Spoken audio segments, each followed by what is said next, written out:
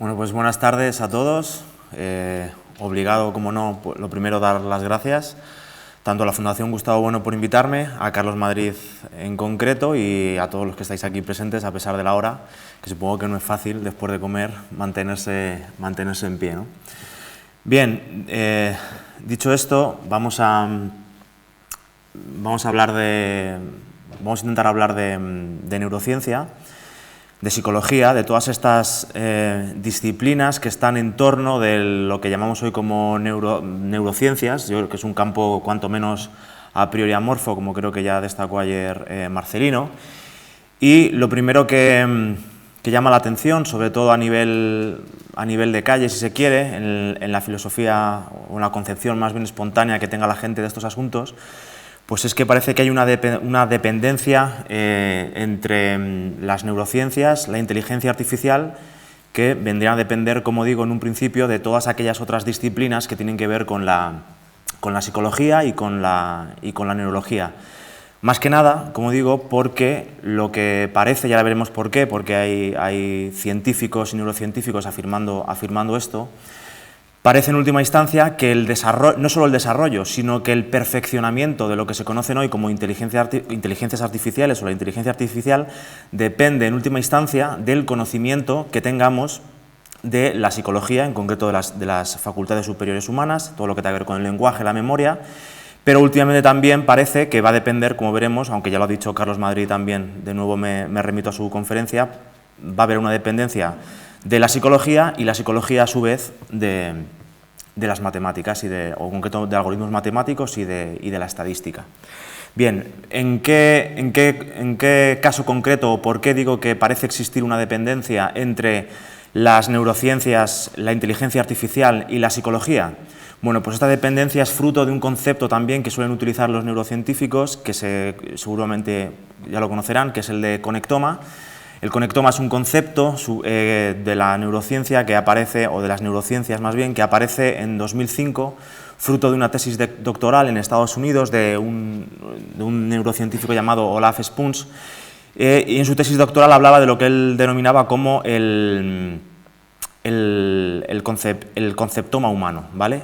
¿En qué consiste el conceptoma humano? Pues básicamente en mapear el sistema nervioso en general y el cerebro en particular. Y la idea que reside detrás de todo esto es que en la medida en que vayamos conociendo cada vez con mayor perfección el mapeo de nuestro sistema nervioso y del cerebro, mayor perfeccionamiento iremos alcanzando en la creación, si se quiere, por emplear este término, o en la configuración de las inteligencias artificiales. Una de las lo que vamos a denunciar de alguna forma en esta breve comunicación es que es justamente esta pretensión la que hay que denunciar y la que es un imposible, es decir, la de creer que cuanto más conozcamos el sistema nervioso, más podremos perfeccionar la inteligencia artificial, de tal forma que ésta se asemeje a nuestro sistema nervioso y a nuestro cerebro. Bien, ¿por qué tienen esta concepción?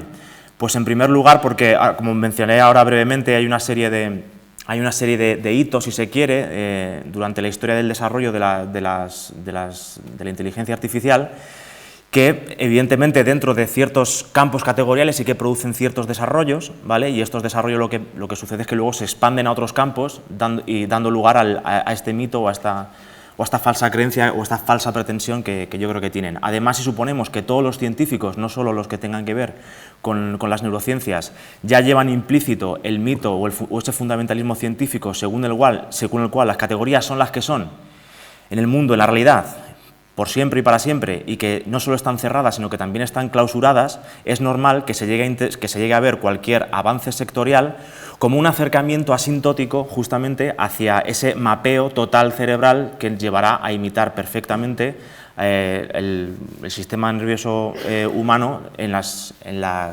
inteligencias artificiales, ¿no? Bien, como digo, esta pretensión no me la saco yo de la manga, ni tampoco la presupongo en los finis operantis de muchos científicos, porque precisamente tras esta tesis doctoral que he comentado, de Olaf Spuns, pues inmediatamente después empezaron a surgir un montón de proyectos, sobre todo en Estados Unidos y en Europa, el Brain Project, donde se destinan pues, millones de euros justamente para conseguir mapear totalmente este cerebro. En España tenemos muchos investigadores, uno de ellos, si no me equivoco, es Javier de Felipe, que es un neurobiólogo que ha trabajado para el CSIC, y decía textualmente, si me permitís que lea un segundito, son 2 líneas, decía: no es que nuestro cerebro sea más capaz que una supercomputadora, sino que utiliza trucos matemáticos, es decir, algoritmos matemáticos que todavía desconocemos. ¿Vale? Aquí ya está implícito el todavía. Ese todavía ya nos está presuponiendo que nos vamos acercando, pero que todavía no lo hemos conseguido, y como todavía no hemos conseguido conocer todo el cerebro, pues no podemos replicarlo en las inteligencias artificiales. Y además continúa de la siguiente manera y dice: estamos hablando de miles de millones de neuronas y de billones de conexiones con sus correspondientes combinaciones. Es decir, que la dificultad de poder mapear el cerebro pues no solo está en la cantidad de neuronas que tenemos y en la cantidad de conexiones, sino en las múltiples combinaciones que podrían ejercer, ¿no? Todas estas neuronas en múltiples capas. Pero como digo, he aquí la pretensión de que nos vamos acercando asintóticamente a conocer todo el sistema cerebral. Eso es lo que se encierra bajo el concepto de se me va de la boca, perdonadme. El concepto de conceptoma es lo que reside ahí, y si en la medida en que lo vayamos consiguiendo, conseguiremos replicar nuestra inteligencia en las llamadas inteligencias artificiales, ¿vale? Bien, lo que nosotros, como digo, lo que voy a tratar de demostrar o de justificar brevemente es que incluso concediendo todo el cerebrocentrismo del que pecan estos científicos, e incluso concediendo que todas las operaciones mentales de las llamadas funciones psicológicas superiores, que estos científicos reducen, como ya bien destacó en su charla Carlos Madrid, a operaciones que se reducirían puramente al eje sintáctico del espacio nosológico del materialismo filosófico, incluso concediendo todo eso, lo que vengo a demostrar brevemente es que la pretensión del conectoma es totalmente imposible, ¿no?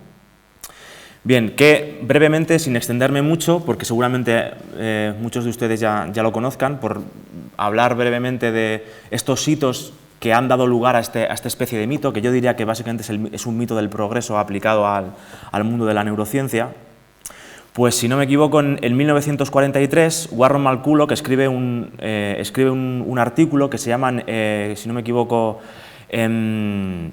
Neuronas artificiales, en el que ya exponía un modelo teórico con una explicación matemática en la que trataba de explicar el funcionamiento más básico de una red neuronal muy simple.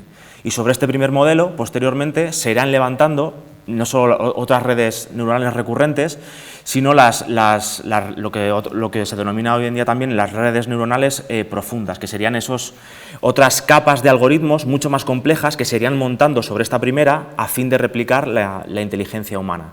Entonces, como digo, tras este primer artículo de 1943, en 1957 surge una primera red, si se quiere, de algoritmos muy simple, basado en este artículo, como digo, que se le denominó con el nombre de perceptrón. Este perceptrón lo que podía hacer era trataba de discriminar o de clasificar imágenes y sonidos, ¿vale? Pero recogiendo puramente datos y haciendo clasificaciones puramente binarias. Después de este perceptrón hay muchas más capas neuronales que se han ido desarrollando, pero una de ellas, por ejemplo, es lo que se conoce como las Rogers Pools, por ejemplo.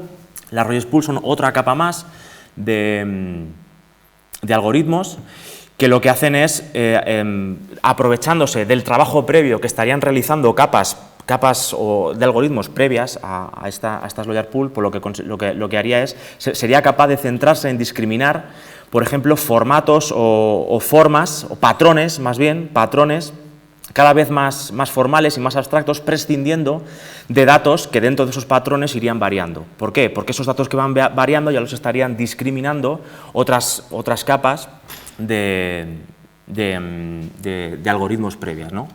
Bien, lo que se está viendo aquí es un desarrollo en la matemática, con los algoritmos y en la estadística, y estos desarrollos, que aquí sí que podríamos hablar de cierto progreso dentro de un sector concreto, lo que van a producir es esa sensación o esa imagen de que podemos conocer todavía más el mapa cerebral, toda vez que previamente ya hemos caído en el mito de reducir las operaciones cerebrales a operaciones de un puro carácter sintáctico según el modelo computacional.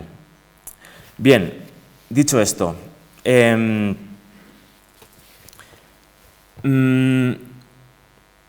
con esta breve introducción, si se quiere, vamos a intentar denunciar por qué sería, como digo, imposible mapear totalmente el cerebro y el sistema nervioso. Vamos a hablar primero de un primer problema que tienen estos neurocientíficos, que yo creo que ya se derivaba, si no llegó a decir Carlos Madrid en su conferencia, y es que estos neurocientíficos que tratan de replicar en las IAs el cerebro humano y por ende la inteligencia humana, que se derivaría de según el cerebrocentrismo, según el modelo cerebrocentrista, pues obviamente lo que están haciendo es pecar de un monismo, básicamente, porque si todas las operaciones psicológicas se reducen a operaciones matemáticas, pues al final eso es reducir todas las categorías, la psicología, la neurología, a la matemática. Y esto parece muy fácil de hacer cuando hacemos el regresus, cuando tratamos de explicar de dónde vendrían todas nuestras operaciones psicológicas, pero obviamente el progresus desde esas operaciones puramente matemáticas hacia el lenguaje o hacia otras funciones cognitivas superiores, pues ya es mucho más difícil, si no imposible. Obviamente, el que peca de monismo pues lo tiene clarísimo, porque si todo es matemática, pues claro, no ve en su argumentación la necesidad de dar ningún salto de carácter ontológico, y entonces no tiene ningún problema en hacer el progresus. Pero hay otro error, o habría otro error de carácter ontológico que les llevaría a estos científicos o a estos neurocientíficos a la creencia de que efectivamente sí que pueden hacer el progresus. Y en concreto es entender que, primero, como parten del modelo neurocentrista y entienden que la inteligencia reside en el cerebro y en sus operaciones, lo que están entendiendo es que al final la inteligencia es un concepto, cuando en verdad igual más bien habría que hablar de idea, pero es un concepto que brotaría del cerebro, entendido el cerebro como un concepto de carácter autotético y no alotético. Y yo creo que aquí reside uno de los problemas fundamentales que tienen los neurocientíficos. Por resumirlo brevemente, un concepto autotético, yo les remito si quieren, porque seguramente lo explique mejor que yo Gustavo Bueno en su libro de Zapatero y el pensamiento Alicia. Un concepto autotético es un concepto que sería el resultado de la acumulación, de la mera acumulación lineal, si se quiere, de sucesivas capas. Ya vemos aquí cómo se está refiriendo de nuevo a estos hitos de la neurociencia que he explicado anteriormente. Pues entiende que el cerebro es un concepto, un órgano que ha surgido autotéticamente de la acumulación de ciertos procesos. Y entonces lo que sucede es que tras esa acumulación, de repente, la inteligencia brota. Pero claro, esta palabra, esta idea de brotar, pues ya tiene muchos problemas para la escuela del materialismo filosófico, porque necesariamente la palabra brotar nos remite de nuevo a esa idea filosófica tan discutida aquí recientemente en la escuela de la emergencia de Mario Bunge. Claro, entonces los conceptos autotéticos no son capaces, ahora lo mencionaré un poco, de explicar más bien los conceptos alotéticos en función de los cuales se ha ido generando el cerebro y una inteligencia que desde luego no está en el cerebro. Pero incluso concediendo que la inteligencia residiera en el cerebro, incluso si nos remitimos a explicaciones puramente autotéticas, pues no podemos explicar desde el punto de vista ontológico cómo brotaría esta inteligencia. Obviamente, si nos servimos del monismo que hemos mencionado anteriormente, pues quizás se podría salvar el problema, porque si toda la inteligencia son operaciones de carácter matemático, que se pueden explicar con algoritmos de carácter matemático, se puede entender que la inteligencia estuviera brotando ahí ya en operaciones puramente primitivas y que después, con el desarrollo autotético de sucesivas capas cerebrales, brotaría entonces la inteligencia. Pero esto, como digo, es recaer en una metafísica barata. Más cosas.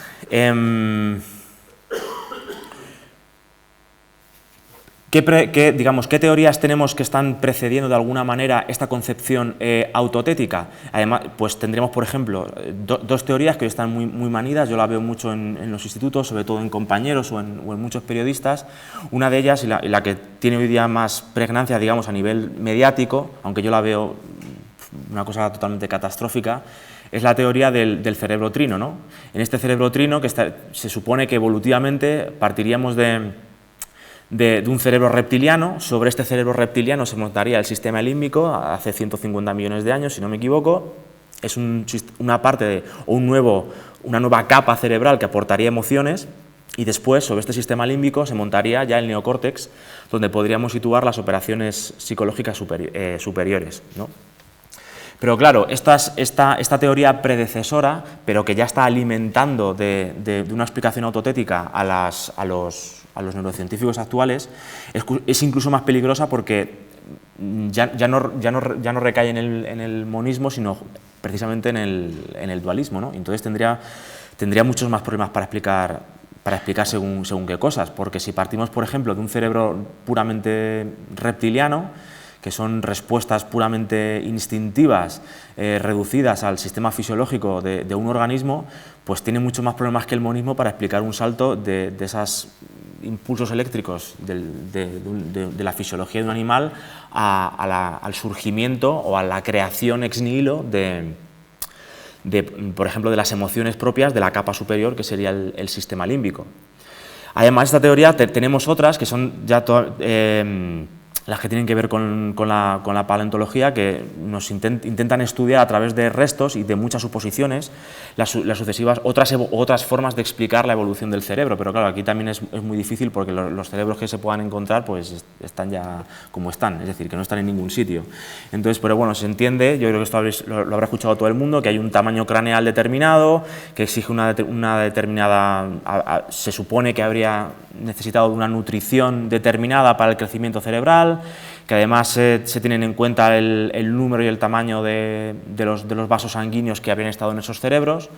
Entonces, como vemos, aquí tenemos distintos modelos o teorías que están alimentando posteriormente esa concepción autotética, es decir, la acumulación de capas que pertenecen a la misma categoría, en este caso a la neurología, y de las cuales brotaría de nuevo ya un concepto que no sería estrictamente perteneciente a esa categoría. Nosotros, desde las coordenadas del materialismo filosófico, tenemos que renunciar a esta concepción autotética y remitirnos a una concepción alotética, tanto del cerebro como de la inteligencia. Y nosotros tenemos que introducir, para dejar de lado la idea de emergencia, tenemos que introducir justamente las instituciones, que yo creo que ya se han metido. Instituciones, muchas de ellas, que son extrasomáticas, como pueda ser, por ejemplo, una lanza, o como puedan serlo precisamente las tecnologías y las inteligencias artificiales. Son instituciones extrasomáticas que están ahí fuera y de las cuales nosotros, de alguna manera, nos servimos frente a terceros. Entonces, los procesos autotéticos tienen el siguiente error. Y es que consiste en que, una vez llegado a un determinado nivel de cerebral, por ejemplo, una vez que a partir de este nivel cerebral brota la inteligencia, es ahora, con la inteligencia ya dada y postasiada, cuando entonces podemos utilizar determinadas herramientas o determinadas máquinas, incluso proyectar esa inteligencia sobre determinadas máquinas. Pero claro, lo que yo vengo aquí a señalar es que justamente la inteligencia se da in medias res.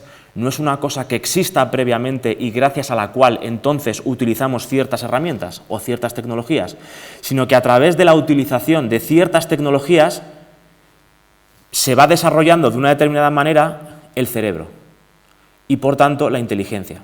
Porque la inteligencia no se predica del cerebro ni tampoco del espíritu. No podemos reducir la inteligencia ni a M2, a un espíritu que estuviera ahí sustantivado, a un sujeto cartesiano, pero tampoco podemos tampoco podemos reducir la inteligencia a M1, al cerebro, sino que la inteligencia está precisamente en el uso de esas instituciones que tienen refluencias sobre el propio desarrollo cerebral, ¿vale? Alguien puede decir, bueno, pero es que esa lanza o esa máquina antes la ha tenido que inventar alguien, y entonces se tiene que presumir ya la inteligencia dada, y la respuesta es no, porque lo que tenemos son esta concepción supondría, como digo, un mentalismo, que a alguien ex nihilo se le ocurre de repente una herramienta con la que suponer o crear o solucionar un determinado problema, y entonces diríamos de él qué inteligente es, ¿no? Pero claro, esto es lo que está, a mi parecer, equivocado, porque una herramienta puede aparecer y su uso puede aparecer justamente por ensayo y error, sin que nadie la planifique, Y una vez dada esa inteligencia, dada esa institución puramente extrasomática, como pueda ser una lanza, esa irada, y en su uso es entonces cuando favorecemos un determinado desarrollo del cerebro, que obviamente necesitará de otras cosas para poder desarrollarse al margen de esas instituciones, ¿no? Pero entonces, como digo, la inteligencia se da in medias res, no está ya dada para luego ser aplicada a un determinado instrumento, sino que a partir de ciertos instrumentos o instituciones extrasomáticas se produce un desarrollo del cerebro, y entonces decimos que la inteligencia está en esas relaciones apotéticas de nuestro cuerpo con las instituciones. No sale del cerebro en dirección a las instituciones, sino que se da en acto toda vez que utilizando ciertas cosas se convierten estas en instituciones y reverberan o revierten de nuevo sobre nuestro cerebro. Esto es como decir que, de alguna manera, que leemos con el cerebro. Y esto tampoco es cierto, porque evidentemente necesitamos el cerebro para leer, pero es que no leemos con el cerebro, leemos en nuestro caso quizá con el español, que es una institución. ¿Vale? Más cosas. De hecho, otro error que tienen estas concepciones autotéticas, sobre todo el modelo del que he hablado antes, el modelo del cerebro trino, claro, para que se vea aquí que justamente no necesitan las instituciones para explicar la inteligencia. De alguna manera, pues se supone que en esa segunda capa, según esa teoría del cerebro trino, en la segunda capa, en la del sistema límbico, no solo sería un sistema que destacaría por la emergencia de emociones, sino también porque en esta parte estaría lo que se conoce como la memoria. Pero claro, es que en el desarrollo de la memoria ha tenido un papel fundamental, por ejemplo, la escritura, que es una institución con un determinado lenguaje. Y estas instituciones son posteriores. Muchas de las instituciones que son necesarias para la aparición, si se quiere, de la memoria, son posteriores al sistema límbico. Pareciera que solo una vez que hemos tenido el sistema límbico con la memoria dentro de él, entonces hemos sido capaces de utilizar la escritura y la memoria. Cuando no, en verdad es un cerebro que se intercala, o un cuerpo se intercala apotéticamente con relaciones apotéticas con instituciones, y eso a su vez tiene efectos de nuevo sobre ese organismo que estaba relacionándose apotéticamente. Se producen entonces desarrollos posteriores o ulteriores de ese organismo que le permiten de nuevo operar de formas más complejas y a su vez realizar o dar fruto a nuevas instituciones, ¿no? Bien, y para terminar, el último punto de por qué no se podría replicar el mapeo del cerebro como una totalidad para después replicarlo en las inteligencias artificiales, y partiendo de los errores anteriores que acabo de mencionar, tiene que ver con que si según el concepto de conceptoma lo que tienen que hacer los neurocientíficos es conocer cada vez mejor cómo es el cerebro, acercándonos, aunque nunca lo consigamos, asintóticamente a conocer el cerebro, para después poder hacer inteligencias artificiales más perfectas, claro, lo que sucede es que el conocimiento que tenemos de nuestro sistema nervioso y de nuestro cerebro se realiza también con tecnologías que son instituciones que, cuando nos permiten conocer ese cerebro, está aumentando nuestra inteligencia y también está afectando al propio desarrollo cerebral. Entonces, lo que les va a suceder a los neurocientíficos que están presos de este concepto o idea de conectoma es que el jabón se les escapa continuamente de las manos. Porque cuanto más quieren agarrar y acotar lo que sea el conocimiento del cerebro para conocer qué sea la inteligencia, incluso asumiendo que fueran operaciones puramente sintácticas, pues lo que sucede es que el cerebro también se está modificando. El conocimiento que tenemos de él también se está modificando y nos permite generar nuevas instituciones que a su vez amplíen el conocimiento y que vuelven a reverberar, a tener refluencia sobre el cerebro. Entonces es imposible conocer el cerebro al 100%. Y las redes neuronales que lo caracterizan también, porque siempre se está modificando precisamente entre esas instituciones con las que nos acercamos a conocer el cerebro, además de otras instituciones, ¿no? O de otras tecnologías. Entonces, para ir terminando, lo que se me ocurre decir es que ¿hay avances en la neurociencia? Sí. ¿Podemos elogiar los avances en las neurociencias? Por supuesto, pero lo que tenemos es que justamente la parte tecnológica, estas tecnologías, lo que están consiguiendo es continuamente desbordar las pretensiones nematológicas que están también soportando y empujando estos mismos avances tecnológicos. Hay una pretensión nematológica, no ideológica, aunque no en un sentido marxista, porque aquí nosotros lo entendemos de otra manera, dentro del marxismo filosófico, pero estas pretensiones nematológicas de poder conocer todo el cerebro justamente llevan a avances tecnológicos que continuamente desbordan la pretensión de mapear totalmente al 100% y clausurar el conocimiento del sistema nervioso y del cerebro. Y entonces por eso digo que precisamente los avances en neurociencia muy elogiosos son al mismo tiempo la refutación de la ideología de la neurociencia y en concreto de este concepto del conceptoma. No por casualidad, ya recientemente, bueno, yo si no me equivoco desde 2003 o puede que antes, estos problemas a los que lleva el conceptoma ha dado lugar a otro concepto, a otra idea que sería la del sinaptoma, que se entiende como, cito textualmente, una capa ultraestructural, más allá de las neuronas. Entonces ya están intentando desbordar el neurocentrismo con este concepto del sinaptoma, están intentando meter un concepto, si se quiere, ad hoc, que resuelva los problemas que tienen para mapear totalmente el cerebro, es decir, meten un concepto para salvar los problemas que tiene, los problemas ideológicos que tiene el concepto previo de conectoma. Pero claro, si no nos definen ni lo que es una estructura, ni a qué se refieren con aquello ultraestructural de las neuronas, pues tampoco nos están diciendo nada. Eso sí, es otro nuevo concepto ideológico con el que pretenden quizá, supongo, no lo sé, salvar todos los problemas de financiación que puedan tener cuando distintos gobiernos o organismos les estén exigiendo resultados. Y es, oye, que me estabas prometiendo cierto conocimiento determinado del cerebro para producir no sé qué nueva tecnología, pero, y poder construir una inteligencia artificial con una determinada función. Pero claro, a lo mejor si no lo consiguen, como no son capaces de explicar por qué tienen los problemas que tienen, pues tienen que meter un concepto ad hoc como el de sinaptoma. Y nada, pues dicho esto, muchas gracias y quedo a disposición de sus críticas, sobre todo de sus críticas, para apuntar lo que sea menester. Muchas gracias.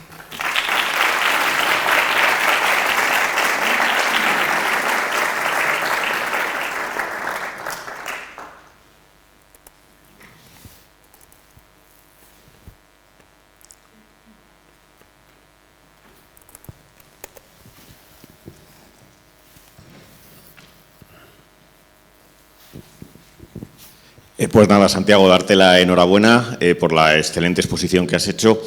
Y al hilo de lo que ibas hablando, se me ha ocurrido, como para cerrar el círculo, pues tú has mostrado cómo ese camino de la neurociencia a la inteligencia artificial pues está cerrado o tiene por lo menos muchas dificultades, pues el referirme al camino que va de la inteligencia artificial al cerebro, ¿no? Que es el proyecto que a lo mejor te suena, el proyecto Boeing de la Unión Europea, que se han gastado un montón de millones y que al final no ha conseguido avanzar, y que la idea era pues aplicando redes neuronales, o sea, aplicando en este caso inteligencia artificial para la comprensión del cerebro. Y claro, al final resulta que las redes neuronales, que lo que iban era midiendo los sensores, los impulsos cerebrales, no eran capaces de, por así decir, leer los pensamientos. Quiero decir que tenían que entrenar la red neuronal con imágenes que estaba viendo el sujeto bajo estudio para que el algoritmo fuera capaz de correlacionar el patrón cerebral con la imagen que ve. Pero claro, entonces al final lo que está haciendo no es ni mucho menos, puede decir, el pensamiento, simplemente es hallar una asociación entre qué áreas cerebrales se activan y la imagen que tú ya se las has dado. Y al final el proyecto, que al principio prometía como que simplemente con las mediciones íbamos a ser capaces de adivinar, pues midiendo en una persona pues qué estaba viendo o qué estaba pensando, pues al final se ha visto que es un camino cerrado por las razones que tú has dicho, pues la idea que tú has dicho de que sí, podemos regresar, pero el progresus está totalmente vedado. Sí, nada, pues si es que a ver, tienes razón, pero yo un poco por comentar un poco lo que dices, era otra idea que tenía apuntada, pero que no la tengo muy desarrollada y la expongo aquí por si se quiere criticar o por si se quieren dar ciertas notas. Claro, el problema de...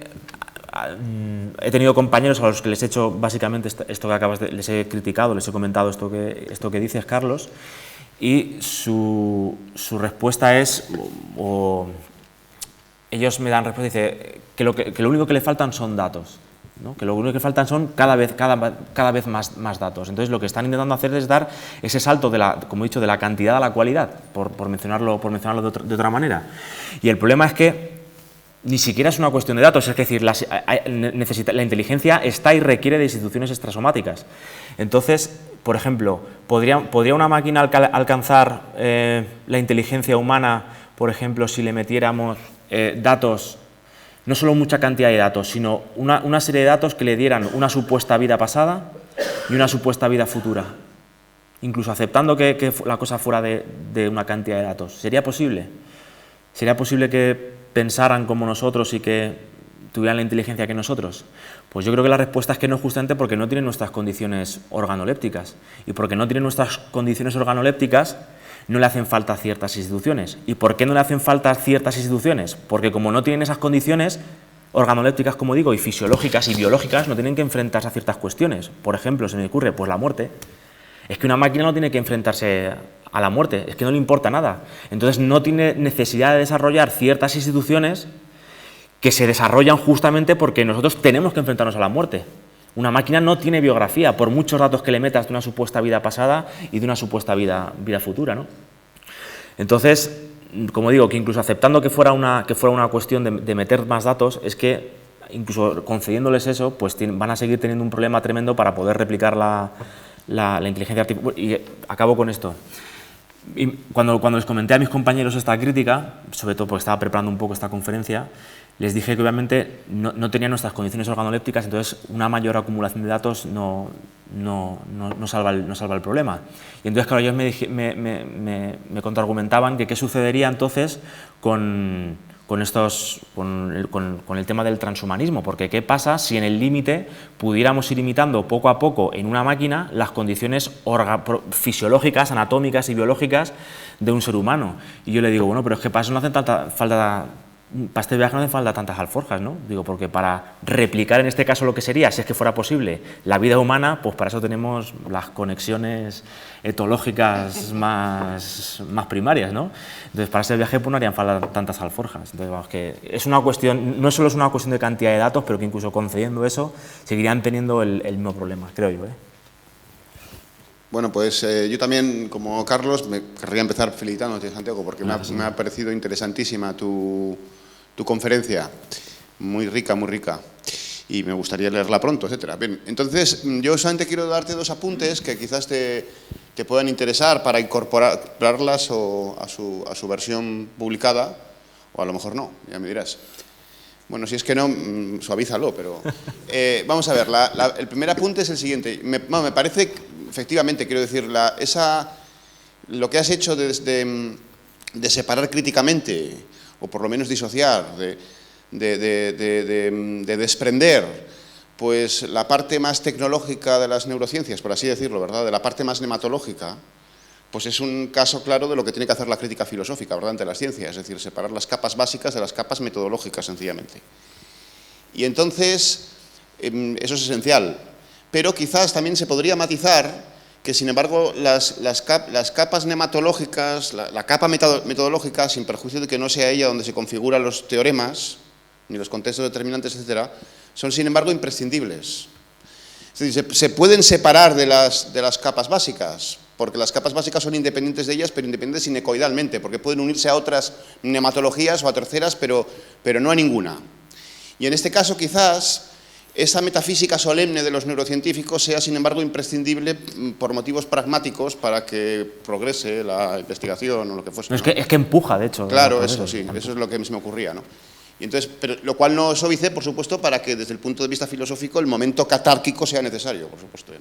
Eso por un lado. Y por otro lado, claro, es propio de todos los campos científicos pues tener más o menos una especie de cláusula de cierre en el cual se segregan de otros campos anejos o lo que sea. Entonces, esto pues o lo intentan intencionalmente o de manera efectiva, depende, ¿no? Por ejemplo, esta mañana con lo del derecho, yo tengo muy visto, así en mi experiencia rutinaria con abogados, que tampoco tengo mucha, afortunadamente, y con políticos que son juristas, que ellos tienden a interpretar el sistema jurídico como un sistema axiomático saturado en sus propios axiomas, cuando no lo es en absoluto, lo que decíamos esta mañana, lo que decía yo esta mañana. Pero eso, bueno, entonces eso es falso, pero es una cláusula de cierre de alguna manera. Y aquí con los neurocientíficos puede pasar lo mismo, porque efectivamente el cerebro tampoco opera en abstracto, sino que en su realidad, lo que has dicho tú de las reverberaciones con las instituciones, bueno, hoy en día pues se sabe muy bien esto precisamente en función de la neuroplasticidad. Es decir, que se producen unos bucles de retroalimentación entre las arquitecturas neurológicas de los organismos y luego pues su entorno ecopráctico, que en el caso además de los seres humanos es un entorno específicamente antropológico o institucional, eso es evidente, ¿no? Por mecanismos que tienen que ver con la neuroplasticidad y con la construcción de nicho, vamos. Se me ocurría un poco ir por ahí, pero que al mismo tiempo es natural esperar que también por estas razones, por vía pragmática, los neurocientíficos pues tiendan a desentenderse de estos contextos que desbordan la supuesta inmanencia de su campo, si es que la hay. Pero sobre todo por el tema de la neuroplasticidad, es que justamente el desarrollo de ciertas tecnologías de las cuales nos servimos puede producir, por ejemplo, no solo el desarrollo, si se quiere, de ciertas funciones cerebrales, sino también que podría perfectamente atrofiar otras. Y esto lo tenemos, por ejemplo, pues con el tema de los teléfonos y de muchas tablets y otro tipo de artificios. Por un lado, nos permiten mejorar ciertas instituciones y ciertas operaciones dentro de ciertos contextos, pero al mismo tiempo están perjudicando otras funciones. Por ejemplo, la memoria. Y alguien puede decir, bueno, pero es que si ya mejoramos la memoria con los móviles porque ahí volcamos todo, pues qué más da que se pierda la memoria. Si es que al fin y al cabo no hace falta, ya, pero es que la memoria sigue siendo, digamos, importante para otras funciones que no, digamos, que no son estrictamente académicas, si se quiere. No sé, pues funciones como, yo que sé, la de reconocer a tu madre, por llevarlo al extremo, de reconocer gente, o de decir, la memoria tiene que seguir funcionando. Entonces puede ser que en un determinado momento el desarrollo de ciertas tecnologías también atrofien, mientras que potencian o favorecen ciertas facultades o ciertas operaciones, al mismo tiempo estén atrofiando otras. Entonces, claro, estudiar el cerebro, pues es lo que digo, que se les escapa o se les va a escapar continuamente de las manos. Pero vamos, tomo nota, Íñigo. Sí, una pregunta corta, Santiago, aquí. Ah. Con respecto a lo de las máquinas emocionales, si estamos hablando del cerebro, la parte racional, consciente, ¿qué pasaría con el inconsciente y con lo que se dice que podría una máquina pensar con el estómago, por ejemplo? ¿O cómo se llegaría a eso, no? Perdón, si puedes repetirme la pregunta. Lo de las máquinas emocionales, el chatbot, que se quiere, ¿no? Que añadirle cierta emocionalidad y... ¿Pero eso es posible? Claro, por eso pregunto, si se quiere emular el cerebro, las neuronas cerebrales, ¿qué pasa con las neuronas del estómago o otro tipo de neuronas, ¿no? Claro, pues es que al final, por mucho que replicaran el cerebro, es que el cerebro solo es tal cerebro porque a su vez está relacionado con otras partes del cuerpo. Entonces, claro, para poder imitar el cerebro propiamente tendrías que imitar el resto del cuerpo. En toda su condición biológica, fisiológica, organoléptica, como he dicho antes. Pero claro, si replicas eso, pues ya no es inteligencia artificial. Sería en todo caso inteligencia, pues eso, humana. Pero para eso pues no hace falta meter mucho dinero. Digo yo, no sé. Muy bien. Gracias.